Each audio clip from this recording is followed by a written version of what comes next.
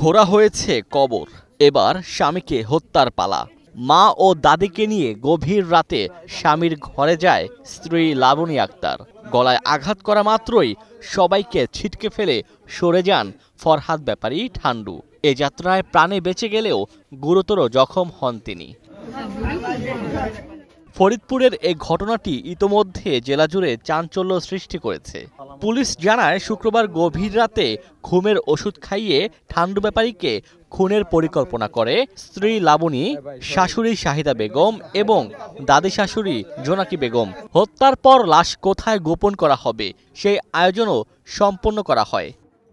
লাবণীর আর চাচা ঘরের দরজা নাতিতে ভাঙছে, ভাঙিয়ে দেখে যে লাবণীর মা, লাবণীর দাদি, এই তিনজন ওর বুকের উপরে বসা। ঘুমের ট্যাবলেট ওগুলি দুধের সাথে খাওয়াইয়া তার অজ্ঞান করছে, তখন হাত বাঁধছে, পাও বাঁধছে, তারপরে কাশিতে পোষাইছে। ওই মেজ বাসুর আসছে বড় আসে পরে দরজা ভাঙছে, দরজা ভাঙিয়ে দেখে কি আমার লাইট বন্ধ করে লাইট জ্বালাইছে। আমার বাসুরের মেয়ে একা, আর ওই যে বাসুরের মেয়ের জামাই হলো দুই হাত বান্ধা, দুই পাও বান্ধা, মুখে হলো রক্ত আছে।